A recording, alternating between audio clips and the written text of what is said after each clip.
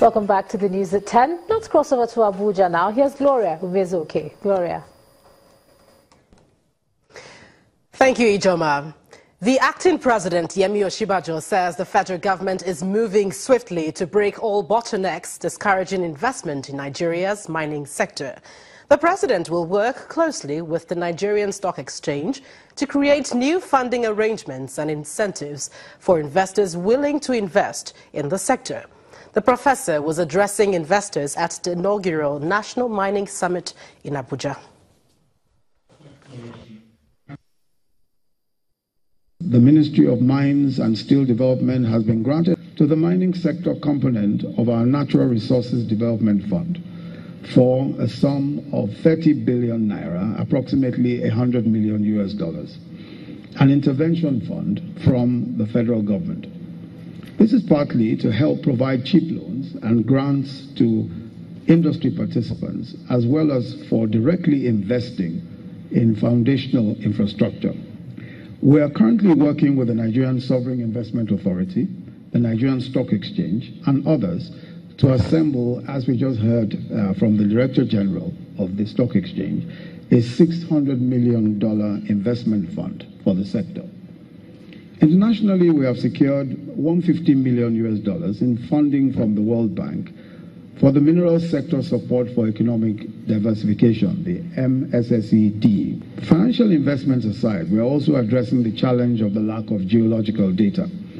The Nigerian Geological Survey Agency is undertaking the additional ground investigations nationwide to upgrade our national minerals database so that we can more easily attract financial investments, as well as assure operators of the scope of operations required for further exploration and mining. We've also signed memoranda of understanding and technical cooperation agreements with the China Geological Survey's Shandong Mineral Exploitation Agency and the National Office of Hydrocarbons and Mines of Morocco. As part of efforts to reduce the effect of flooding across the country, the federal government has advised states and local government authorities to construct large earth dams, reservoirs, artificial lakes and buffers to route excess flood waters into them. The Minister of Water Resources, Engineer Suleiman Adamu, gave the advice in Abuja while unveiling the 2017 Annual Flood Outlook by the Nigeria Hydrological Services Agency. He says the construction of large dams and reservoirs will also aid irrigation and fish farming in the country. The Nigerian Meteorological Agency has predicted an early cessation of rainfall for 2017, especially in the northern part of Nigeria, resulting in shorter than normal length of growing season. To this end, the Minister of Water Resources wants Nigerians to be cautious of likely flooding as he calls for the construction of large dams and reservoirs to mitigate its effect. I use this forum to counsel our administrators and authorities at the state and local government levels to ensure the construction of large earth dams or reservoirs, artificial lakes and buffers to route excess flood waters into them. This will help to recharge the aquifer systems and be useful for other purposes like water supply, irrigation, fisheries, and so on. Minister unveils the report with another warning to Nigerians not to neglect the flood outlook. The 2017 Annual Flood Outlook gives added impetus to the government's change agenda to better the lives of Nigerians by serving as an early warning to people and communities living in or around the floodplains and other flood vulnerable areas to put in place necessary precautionary and preventive measures that will ameliorate the adverse effects of likely severe flood event. In an overview of the 2017 Annual Flood Outlook, the Director General of the Nigeria Hydrological Services Agency explains that there is a likelihood of flooding in some coastal states.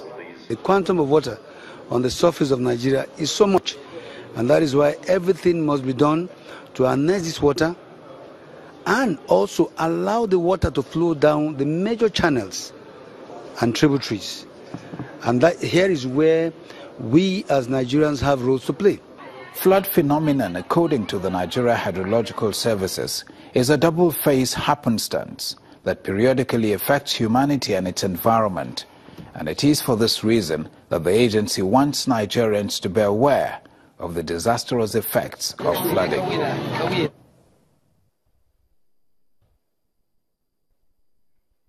Electricity distribution companies that fail to meet the metering mandate run the risk of sanctions. The Minister of Power, Works and Housing said this in Enugu at the 16th monthly meeting of operators in the industry. Mr. Babatunde Fashola explained that the federal government has zero tolerance for corruption in the sector. It's another gathering of stakeholders in the power industry, but this time at the Iguaji Transmission Station, Enugu State. So as we're working to get the lines. According to the Minister of Power, Works and Housing, Mr. Babatunde Fashola, the federal government has zero tolerance for corruption in the power sector, including consumers. My public appeal to members of the public to extend the whistle-blowing policy of the federal government to those who are stealing energy. Let us know your neighbor who is using electricity and is not paying for it, because you are probably carrying his own cost. And that is why your bills, especially where you don't have a meter, that is why the bills for the area is then estimated and applied to the person that the discos have on record. The minister also said he's determined to sanction the electricity distribution companies who fail to comply with government directives. I am getting a lot of complaints about people who have prepaid meters being disconnected. But next month, if nothing is done by those discos to quickly address it, I will make them public. I'm giving them the opportunity to quickly look inwards and see what they can do. Somebody who has a prepaid meter has no business with disconnection. Also, the managing director of Niger Delta Power Holding Company noted progress in the National Integrated Power Project, addressing power issues in Ibadan line to Magboro, Okija Distribution Substation, and Aloji in Onitsha, amongst others, to be completed in the first quarter of 2018. We're doing a substation by bringing down the power from the line, turn it in to Ihiala, and then before it goes back up to Onitsha. So we have a 33 kV station. From that 33 kV station, we now have a line going from Ihiala to Newi to supply the Newi community. With the progress recorded at the meeting today, Nigerians are hopeful that words will be matched with action to improve the performance of the power sector. Well, that's it from the nation's capital. It's over now to Anne Nwawadu for Business News.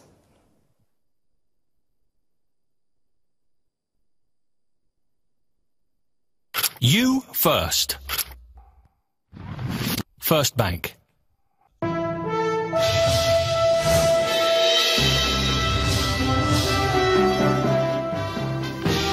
Thanks a lot, Gloria. And we begin business news tonight with the central bank injecting $418 million into various segments of the forex market today to further lift the naira after it injected $413.5 million on Monday. Figures obtained from the CBN indicate that the retail segment of the market received the highest intervention of $226 million, followed by the wholesale window, which received $100 million.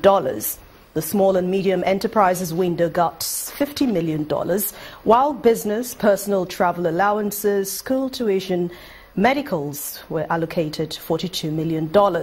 According to the bank spokesman, Mr. Isaac Okorafo, the volume of currency trading in the investors and exporters forex window now stands at $2.2 billion.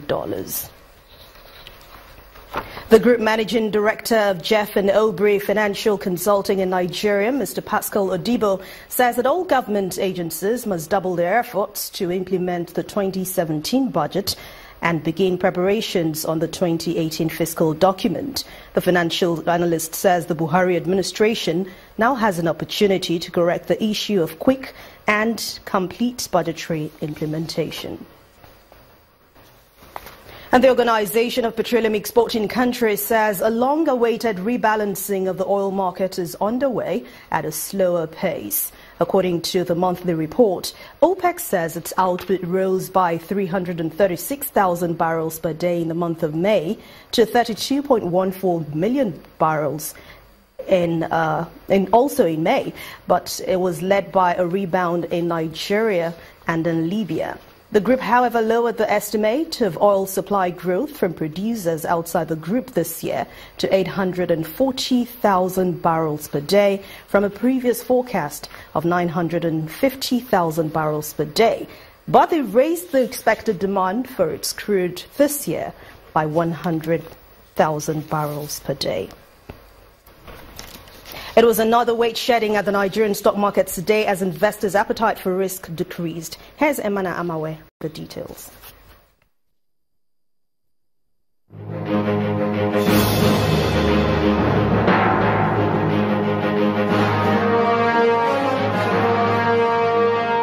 Hello and welcome to the Stock Market Report. The sell-off that kicked off the week continued today as the stock market failed to react positively to the signing of the 7.44 trillion naira budget by the acting president, Professor Yemi Osinbajo. Profit-taking on the oil and gas, banking and conglomerate majors weighed down the market by 0.28%, closing the all-share index at 33,141.85 with a total market value of 11.46 trillion naira. It was a positive market breath as 31 stocks advanced against 28 decliners.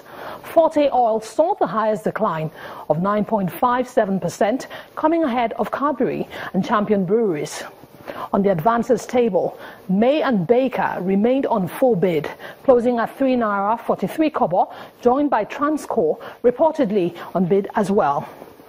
Despite heavy trade on Zenith Bank, Transcorp and FCMB, turnover declined 18.13% as total volume came in at 410.22 million, worth 5.54 billion naira in 6,167 deals. And those are the day's trading figures. I'm Emana Amawe.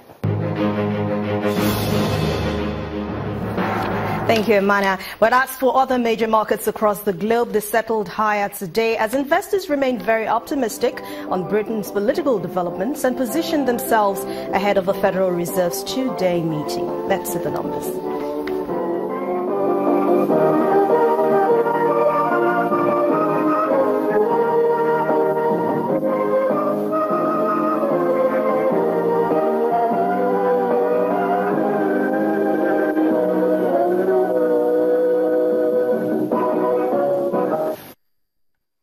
Thanks a lot for watching Business News Tonight. I'm Anne Mwawode. The rest of the news at 10 continues with Ijoma.